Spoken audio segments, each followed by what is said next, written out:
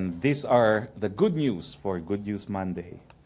First, on the gains that we realized as a result of our ASEAN hosting, in addition to the goodwill and rapport, we have the following from the United States: $14.3 million for the rehabilitation of Marawi City, and $2 million to support our ongoing drug war.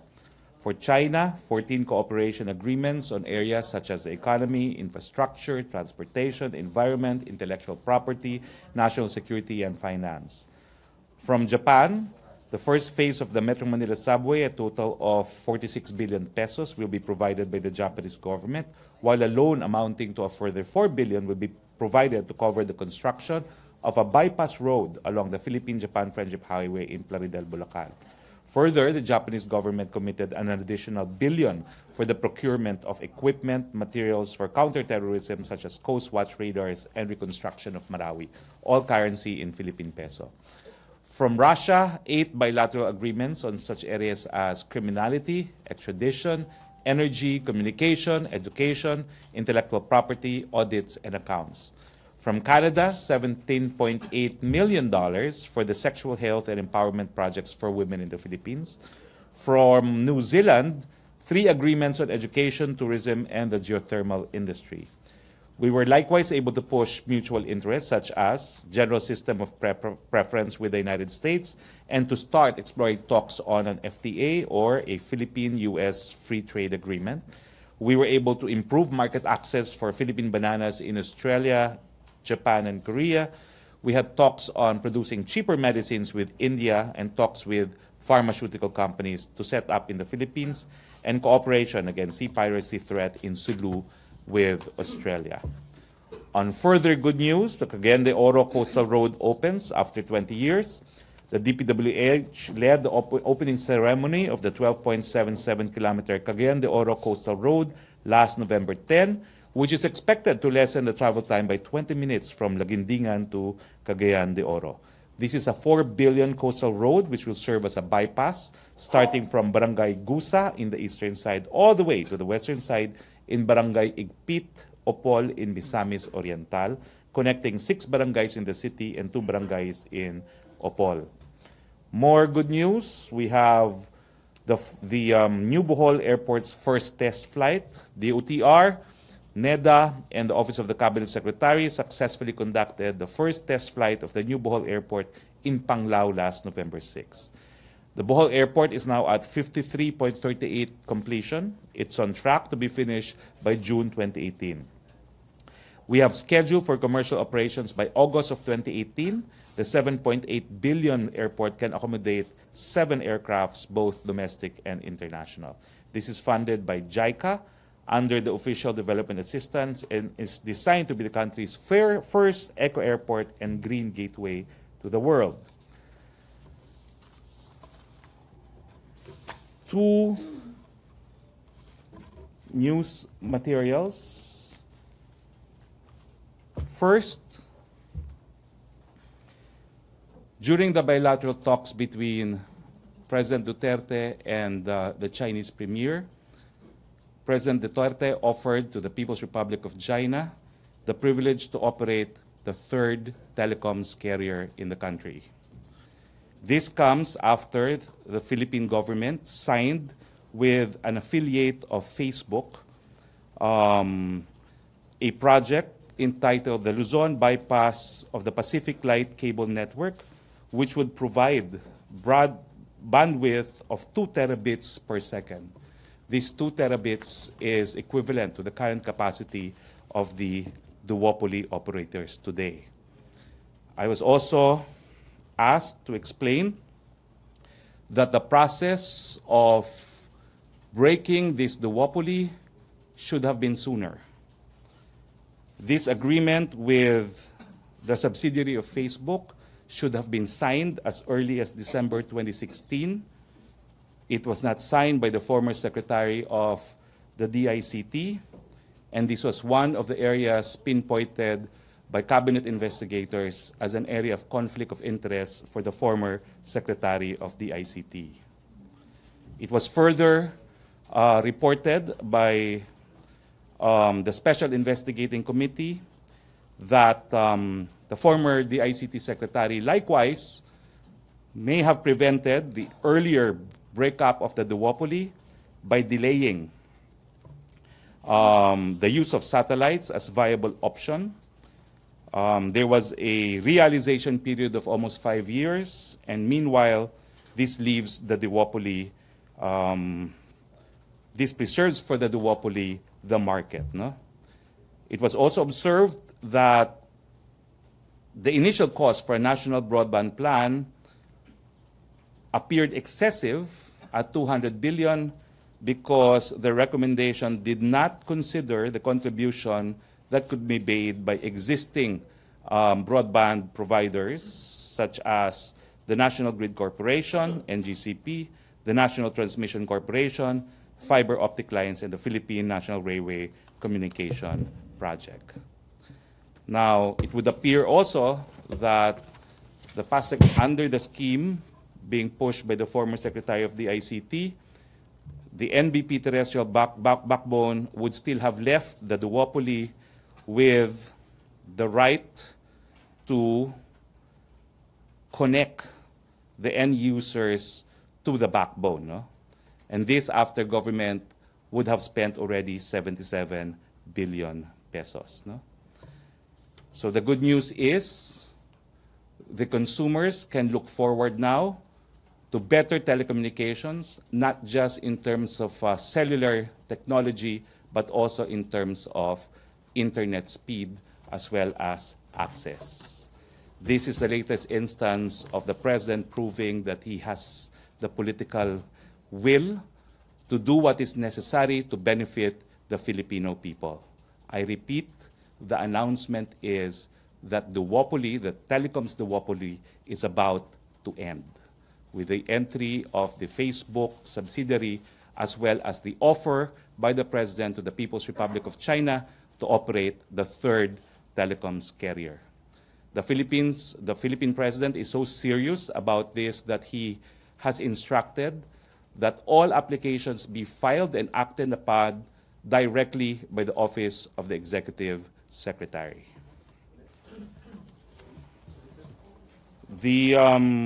On another issue, I would like to confirm that General Santiago was let go by the president, not only because of his statements on the mega rehab centers being a mistake. He was also let go because of complaints that General Santiago was using taxpayers' money for junkets abroad. One of the complaints that reached the president was a trip to Austria, where in addition to bringing family members, General Santiago brought 6 of his closest personnel, including a Girl Friday. There was also complaints that General Santiago may have accepted consideration from major drug players. Well, the complaint specified, although this is only from a complaint, that General Santiago may have benefited from a house which may have been given to him by the late Parohinog. That's a complaint on file with the Office of the President.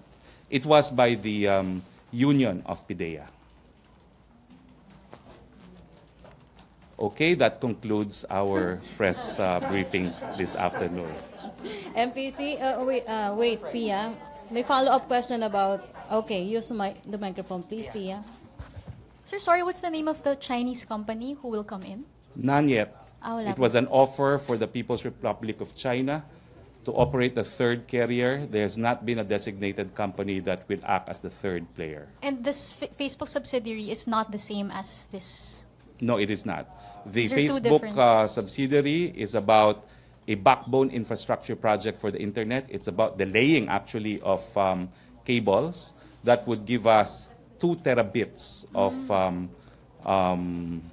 connectivity. No? That's equivalent to the current capacity of the duopoly. Question, Joseph Morong. Let's go to General Santiago. So he's the only one who was fired because of junkets. There are no others. It's a very strong message to the bureaucracy. The president will not tolerate junkets Okay, and when did he unnecessary travels abroad. All right, first, when did he take the Austria trip? The what? The Austria trip? According to the complaint received by the Office of the President, I will quote so that I will not make a mistake. Okay. Traveled to Vienna, Austria. No? The complaint was dated October 25, 2017. That's the complaint. When was the trip?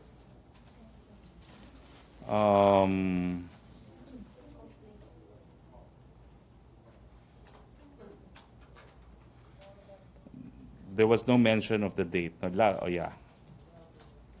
And then there was also mention of a trip to the United States, indicating last month, meaning 1 month before October, a trip to the United States where he, quote, allegedly bringing with him his mistress and selective favorite DDB employees. All right, sir. And then the other one, the house given by Paruhinog, when was this given, if the complaint so states? Again, I'm just quoting from the complaint. We believe our chairman, General Santiago, is a liability to administration, previously as aired on TV5 Action Tanghali News by Mr. Gary De Leon last August 2017, reportedly said that he was a recipient of Big Uzami's mansion given by the Paruhinog family during his stint as director of PIDEA. Now take note that I'm only quoting from the complaint. Okay? So this is the complaint filed against General Santiago, and it is our position that although the stated reason for the fact that he has ceased to be director of the agency is because of his complaints about the mega rehab being a waste of money, that there were also complaints, one complaint against him filed by the union of PIDEA, which of course had to be looked into. Sir, the Austria trip, you said that he included the family members plus 6 closest friends and a girl Friday. You mean what? By girl Friday, what do you mean by Miss that? Edith Judy B. Mendoza, his girl Friday, and coffee server. It's Judy Mendoza. Yes. Okay. His girl Friday and coffee server. Coffee server? Coffee server. Okay. Now, questions? Joseph. Sir, ito yung sinasabi ni Presidente na even a whiff is enough for him to decide to fire you, right? Yes, that shows his resolve against graft and corruption. As far as he's concerned, you don't even have to be proven. If you're tainted in any way by corruption, he will not hesitate to fire individuals. He has done so many times in the past, and General Santiago is only the latest of them. Okay, thanks. Ina Andolong. Sir, balik po muna dun sa DICT. We know that the former secretary is no longer around, in office. But will actions be taken against him considering yung binabanggit nyo na he delayed yung pag-break supposedly yung duopoly, or meron po bang any liability on his part na baka habulin pa po sa kanya? We leave that to the Ombudsman and to the Anti-Graft Commission, which was created by the President. It's without prejudice. Mm-hmm. And also, you mentioned that the OAS will basically be processing or helping out yung Chinese company who may come in. Did the President give any deadline as to when or how soon he wants his third player to... He mentioned upon submission of documents, it will take 45 days to decide whether or not it's a go or no go. Okay. That's how serious the President is in allowing a third-party carrier to come in. Sir, and dun sa kay Joseph, yung sa complaint naman po filed against Mr. Santiago, was this investigated or verified? Or again, if ever, what due process was he given based dahil dun sa complaint? Let's just say that the complaint was overtaken by events because the president himself said that he decided to fire General Santiago because of his statement that the mega drug facility is a mistake. He in fact said that General Santiago should have taken this up privately with him. He would have listened, but it was wrong for General Santiago to make this public. Thank you, sir. Okay, on General Santiago, question, MPC? Deo de Guzman. Sir, sinabi po nyo, morning po sir, nasibak si General Santiago. Meron po bang susunod na kaso dahil meron siyang may reklamo? Meron po bang isusunod na kaso against General Santiago? Kasi po, during the previous year, dun sa nasibak po si DILG Secretary Mike Sueno, wala naman pong kaso na sumunod. And all others na government officials na sinibak ng presidente dahil daw po a whiff of corruption, pero wala naman pong kasong naisampa laban sa mga ito. Pero kung meron naman po, pwede nyo po bang maibahagi sa amin yan? Again, this is without prejudice to further criminal investigation. But as you see, the Office of the President only has jurisdiction over the administrative aspect of the case. The criminal aspect will have to be taken up by the Ombudsman, given that all these officials are within the jurisdiction of the Sandigan Bayan. Pero wala po bang isasampa na kaso ang executive department sa ombudsman laban dun sa mga tao na yun? That's without prejudice. As I said, the most that we could do in the executive as part of the administrative process is to fire them, which is the ultimate sanction, no? But without prejudice to criminal liability. The matter could also be sent to the DOJ, but they have an understanding there's an ongoing understanding between the Ombudsman and the DOJ that if it is cognizable by the Sandigan Bayan, even if the DOJ conducts preliminary investigation, the result of the investigation must still be turned over to the Ombudsman. In other words, it's ultimately the Ombudsman that will conduct the preliminary investigation. Thank you, sir. Questions about General Santiago? Other issue? Ina Andolong. Microphone, please. Sir, you've been stressing that a whiff of corruption hindi nga po ito-tolerate ng Pangulo. But how then would you explain, I believe a few weeks ago, it was reported that two former customs officials linked to the 6.4 billion peso illegal drug shipment from China was basically moved at ngayon ay working sa DOTR na po.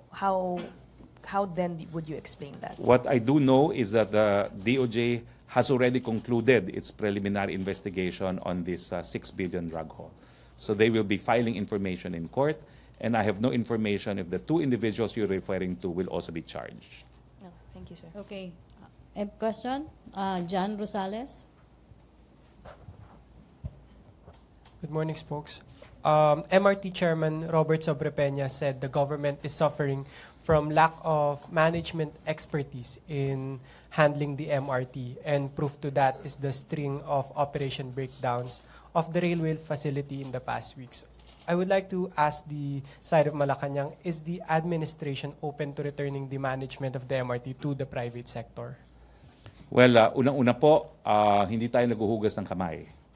Tinatanggap po natin ang paghamon dyan sa MRT na yan, at ang presidente na mismo ang humingi ng paumanhin dahil nga dun sa palaging pagsira ng ating MRT. Gayunpaman, alam po natin na nagsimula ang problema sa dati pang administrasyon. Gumagawa po ng hakbang ang ating presidente para maibsan ang pagdurusa ng ating mga mananakay dyan. Sinimulan na po yan sa pagsibak dun sa Busan bilang kontraktor ng MRT. At sigurado po ako na ang DOTR ay araw na lang po sigurong binibilang at magsasampa rin sila ng mga kasong kriminal laban doon sa mga tao sa nakalipas na administrasyon na talaga naman pong sila ang dahilan sa paghihirap ng ating mga mananakay ngayon. Gayunpaman, with the President assuming that he will be responsible for the MRT, let us give the President the opportunity to rectify the many problems that his administration inherited from the past dispensation. But we accept the challenge, we are moving forward, and we promise better MRT to our riding public. No? We will show the same political will that the President has shown in his fight against illegal drugs, in his fight against corruption, in bringing this vital service of transportation to the people as well. Thank you, sir. Question, JP Bencito. Hi, sir. Good morning. Sir, on MRT pa rin. Sir, there are two congressmen who are calling for who are demanding for the ouster of Transportation Chief Arthur Togade. Can we get a comment from the palace on this one? Well, gaya po ng sinabi ko, no? Ang mga problema po ay namana at kami naman po ay nagmamasid at nag-oobserba sa mga hakbang na ginagawa ni Secretary Togade. Tingin ko po hindi pa po dumarating yung panahon na kinakailangan na tanggalin si Secretary Togade. He enjoys the full trust and confidence of the President. The President has said he will back up Secretary Togade in whatever he may need to effect immediate reform of the MRT. Okay, Deo de Guzman. Morning again, sir. Sir, sabi po ni Senator Poe, hindi naman po dapat hanggang ngayon ay sinisisi pa rin sa past administration yung problema sa MRT. At mahigit isang taon na rin po ang Duterte administration na dapat daw po ay gumagawa na rin o nakagawa na rin ng paraan para masolusyon yung problema na ito. Any reaction on that, sir? Tama naman po yun. Kaya nga po sinabi ko kanina na tinatanggap po ng Presidente ang responsibilidad para magkaroon ng malawakang reforma dyan sa MRT na maibsan ang problema ng ating mga mananakay. Humingi lang po kami ng panahon dahil unang-una, yung mga kontrata po na ipinasok ng administrasyon, unang-unan po dyan yung kontrata ng busan, kinakailangan po yung ma-rescind, kinakailangan po yung mapawalang visa. At asahan nyo po, magkakaroon pa ng napakadaming demandahan dyan dahil hindi naman papayag ang busan na bilyones sa kanyang kontrata, bigla na lang tatanggalin sa kanya. No? Kaya nga po ang sabi ng Presidente, nung una, no, kung kinakailangan magkaroon pa ng special powers para dito sa MRT, yun ang kanyang nais magkaroon. No? At ang Kongreso naman po ay patuloy ang proseso para mabigyan siya ng ganyang mga kapangyarihan. No?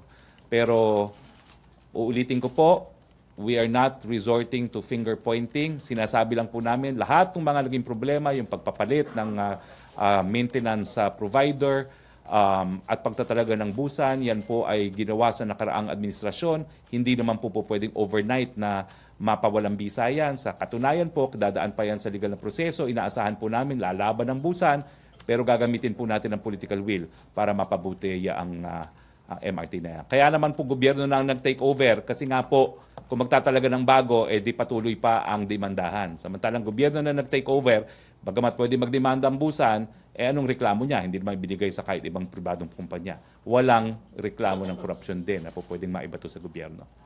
Okay, MPC questions? Roscos? Follow-up ba yan MRT? Sino yung follow up ng MRT? Other issue na tayo, Roscos. Good morning, sir. Following the statement of the President on Saturday na pagka lumala po ang suliranin sa droga ay maaari po ulit maibalik ang lead ng anti-drug war sa Philippine National Police. Do we expect this anytime soon po, sir? Well, yan po yung sinabi ni Presidente. Hindi naman yung sinabi na sa lalong mabilis sa panahon. No?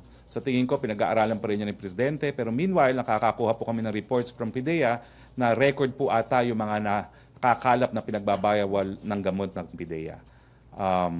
Bukas po dadaling ko yung figura na yan. No? Pero ang reports na natatanggap, record hold po ang PIDEA in terms of actual seizure of prohibited drugs. Sir, isang topic pa po. Wala po ba tayong update regarding po sa recommendation ng MICC na i-lift yung open pit ban? I verified this personally with the President. He says that the ban on new open pit mining remains. Okay, thank you. On illegal drugs, question? Other issue? Pia Gutierrez? Sir, yun dun po sa offer ni President Duterte sa China, did the President give any explanation why the offer was made to China and not to any other country, sir? Well, the President said that China has the capital and the technology, no, to provide efficient telecom service. No? with the number of subscribers that Chinese telecoms company have in China, there can be no doubt that they're amongst the biggest in the world. No? Consider also the proximity and the fact that we want to avail of as much economic advantage that we could arising from the renewed friendly ties with China. Sir, on another topic, kasi matatapos na yung taon, but is the palace confident that the tax reform bill can be passed before the end of the year? We believe so, no? Dahil alam naman po ng ating mga senador, at yan po ay nag-aantay na lamang na aksyon ng Senado, na yung ating build program po ay nakasalalay dito sa tax reform bill na ito. So naniniwala po ako na hindi naman matatapos ng taon na hindi maipapasaya ng Senado. Thank you, sir. Okay. Joseph Morong?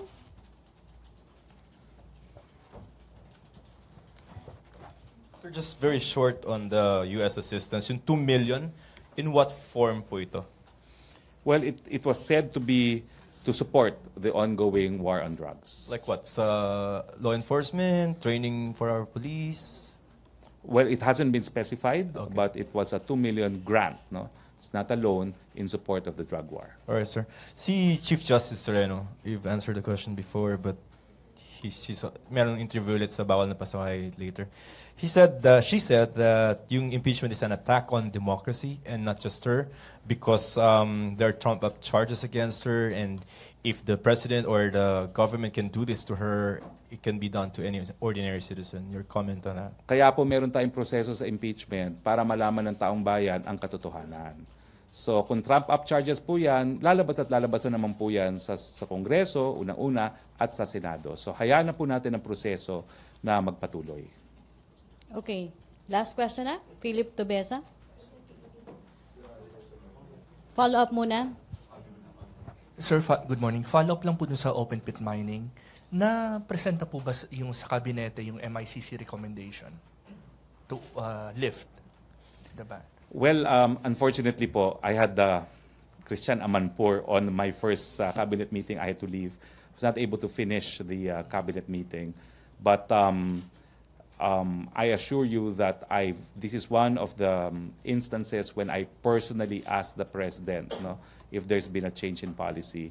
And he says that there's still no new policy on this. There's still a ban on new open pit mining. So he's rejecting the MICC recommendation? That's the response I got. I'm not sure about whether or not the MCC recommendation has reached the president. I will verify. Okay, thank you, sir. Okay. Follow-up, open other issue. Maricel Halili, TV5. Hi, sir. Good morning. Sir, just a clarification on the President's statement last Saturday saying na balak i-declare ang NPA as one of the terrorist groups in the country. How will it affect, sir, yung peace talks between the government? I understand na suspended na. But I recall the President also said that he supports the effort of Mayor Inday Sara to talk with the NPA. So how do you reconcile that, sir? Well, to begin with, yung plano pong deklarasyon na terorista ang NPA, hindi po yan bago. Ang Estados Unidos po, nung naisabatas ang Patriot Act, isa sa pinakaunang na classify as terrorist group ay yung NPA. Ang European Union Council po, no, ay na-classify na rin ng NPA bilang isang terrorist group. Kung magdedeklara ng ganyan po ang presidente, ibig sabihin, sumasang-ayon ng presidente na talagang terorista mga NPA, matapos kasi yung lahat ng kanyang mga ginawang hakbang upang magkaroon ng kapayapaan, no, sa pamamagitan ng usaping kapayapaan nga sa NPA, na sa tingin niya ay dapat nang panandali ang itigil dahil habang nakikipag-usap ng kapayapaan ng gobyerno, wala naman tigil ng NPA sa pag-aatake sa ating mga kasundaluhan. So hanggang hindi niya nakikita ang sinseridad sa parte ng CPP-NPA na talagang nais nila ng pangmatagalan na kapayapaan, tuloy po ang laban sa NPA at itong deklarasyon ni Presidente na ika-classify niya ang terrorist groups na ang NPA bilang isang terrorist group is an indication po that for now, peace negotiations are suspended. Pero, sir, how do you reconcile that? Because like what I mentioned earlier po, sabi rin ni Presidente kasi na sinusuportahan niya yung efforts ni Mayor Inday Sara for a peace talks locally with the NPA. Does it mean that binabawi na rin yung position na yon, sir? Hindi naman po. Hayaan natin na magtuloy yung pag-uusap nila Mayor Sara. Ano? At kung magtagumpay naman yan, baka po pwede maging modelo yan na ang usaping kapayapaan ay magiging lokal. Sir, just one last po. Patanong lang po ni Prince Goles. Sir, pwede daw phone-in question, sir. Pwede raw po bang makahingi ng reaction with regards to sa CA ruling affirming Mabilog's dismissal from service? Well, of course, that's an affirmation of the earlier decision of the Ombudsman, no? Dismissing Mabilog from the service. That's a judicial affirmation which we respect and we agree with. Okay. Last three questions. JP, Jopel, Joseph Morong, and Tuesday. Last four, sir. Hi, sir. Just balik lang po sa Reds. Sir, following the President's pronouncements, won't this run contrary to the spirit of the anti-subversion law which outlawed the membership to the CPP and all that links to the communists, sir? Not really, because of the Human Security Act. The Human Security Act imposes criminal responsibility on those that would perpetrate acts of terrorism. No? So they're not punished for mere membership, and you're correct, mere punishment on the basis of mere membership was declared unconstitutional by the Supreme Court, but they're being punished because of acts of terrorism being conducted by the NPA, including attacks on civilians. Okay, Jopel? Sir, ibang issue regarding po sa transport sector. Kumusta sir yung ano ng gobyerno sa transportation modernization program? Kasi may issue na lumalabas sir yung regarding sa Euro 4 and dito sa Solar Egypt. Mas okay daw po kasi sir yung Solar Egypt. Ano pong stand ng Malacañang regarding this issue? Tuloy po ang modernization ng ating mga jeepneys. Yung detalye po niyan, bahala na po ang DOTR dyan. Pero ang huling binitawang salita po ng Presidente, gusto niya as early as next year, matuloy na itong proseso ng modernization. Okay, thank you, Jopel. Last two, Joseph Morong and Tuesday New. Okay, Tuesday New. Microphone. Ito na. Oo nga. Hi, sir. Yung nabanggit po ni Presidente last Saturday na itong week daw na ito, masusundan pa po yung pagsibak niya sa iba pang mga government officials dahil sa junket. Ito pa po bang kay General Santiago? Isa na yon? Sino po pa kaya yung mga nakalinya for this week daw po? Well, unfortunately, hindi ako sinabihan pa ni Presidente. Ang sinabi lang sa akin, isiwalat na meron natanggap na reklamo rin labang kay General Santiago dahil sa kanyang mga junkets. So, antayin na lang namin, sir. Antayin na lang po natin yan. Thank you, sir. Okay, last question, Joseph Morong. So yung sa NPA, no? Alright, so they will be classified and will be treated as terrorists only if they commit acts, no, under the HSA, correct? Yes. Pero wala ba siyang effect na parang red baiting ka na ngayon because you will be declaring them as terrorist organizations and therefore in an operational sense, you can, paano yan?